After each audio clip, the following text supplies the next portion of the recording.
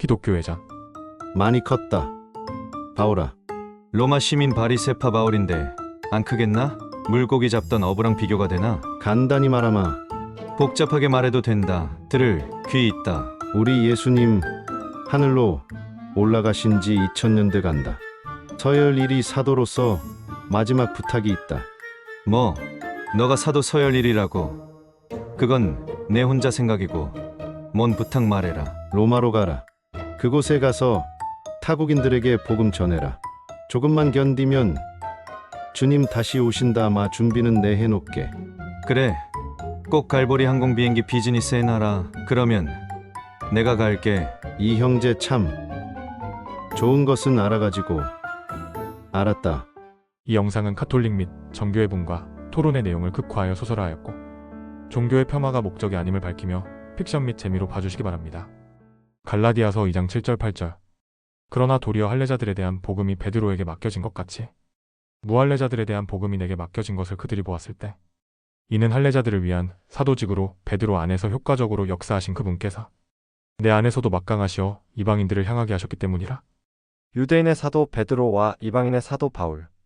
자, 저번 시간에 이어서 성경의 숫자에 대해 이야기하기로 했지? 바울이 신약 성경에서 단어가 몇 번 나오는지 알아? 많이 나오겠죠? 응, 153번 나와. 그럼 베드로는 몇 번 나오는지 알아? 설마 153번이요? 그렇지, 153 숫자 어디서 많이 들어보지 않았어? 모나미 볼펜 말이야. 난 모나미 153 볼펜만 사용하지. 요한복음 21장 11절. 시몬 베드로가 올라가서 수많은 물고기들로 가득한 그물을 육지로 끌어당겼는데 153마리더라. 그리고 그렇게 많이 있었는데 그럼에도 그물이 찢어지지 아니하였더라. 153마리의 비밀을 방금 풀었지?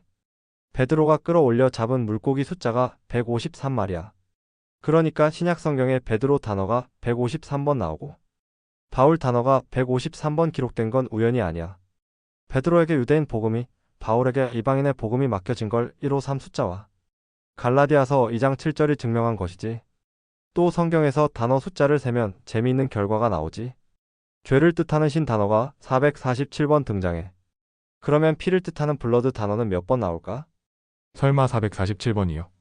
맞아, 왜 중요한지 알아? 히브리서 9장 22절. 그리하여 율법에 따라 거의 모든 것들이 피로 깨끗하게 되느니라. 그런즉 피 흘림이 없이는 사면이 없느니라. 이런 숫자는 신기하게도 오직 KJV 성경에서만 나오는 숫자야. 다른 성경엔 나오지 않아?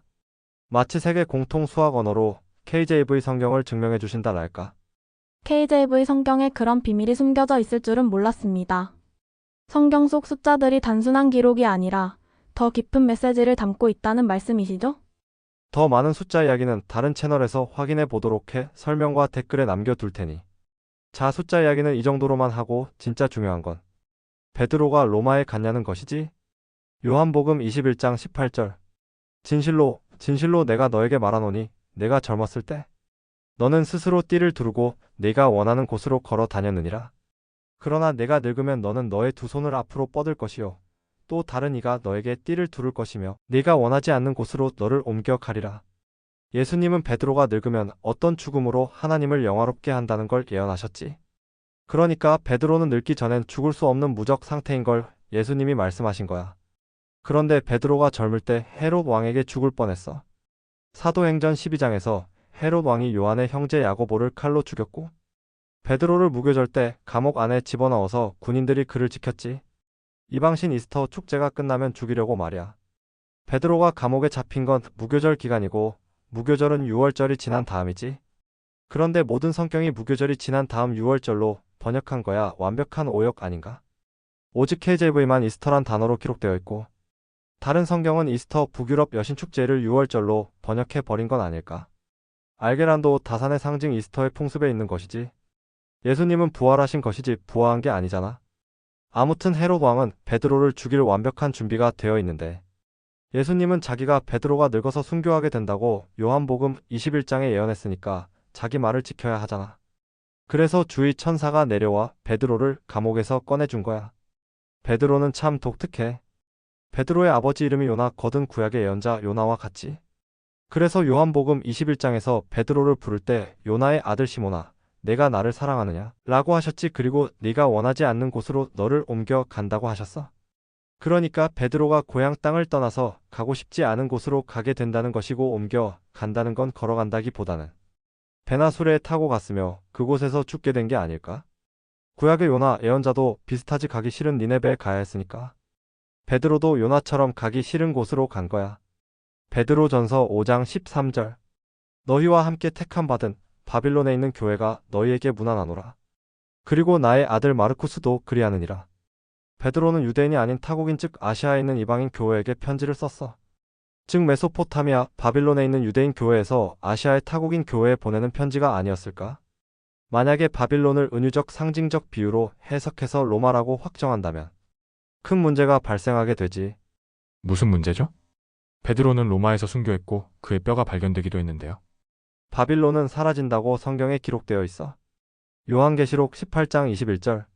그리고 힘센 천사가 거대한 연자 맷돌 한 짝 같은 돌을 들어 올렸고 그것을 바닷속으로 던지며 말하기를 저 거대한 도시 바빌론이 이처럼 거칠게 아래로 내던져질 것이요 결코 다시는 발견되지 않을 것이라. 바빌론이 결코 다시는 발견되지 않을 것이라. 라고 기록되어 있잖아. 그런데 지금 AS 로마는 건재한데? 한국 선수가 AS 로마에 이적하면 좋겠군.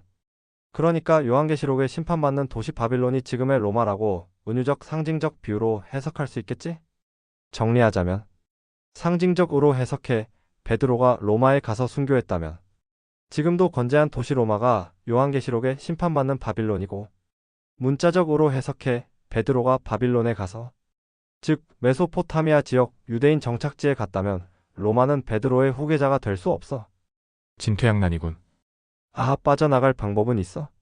성경에 모순이 있다고 믿는 거야. 그러면 쉽게 해결되지? 너도 성경에 모순이 있다고 생각해? 너도 능력 없는 하느님을 믿어? 아니요. 아니요. 다음 편 예고. 그때 이스터에게 전화가 왔다.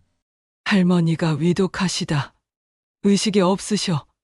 어서 집으로 돌아오렴. 할머니가요?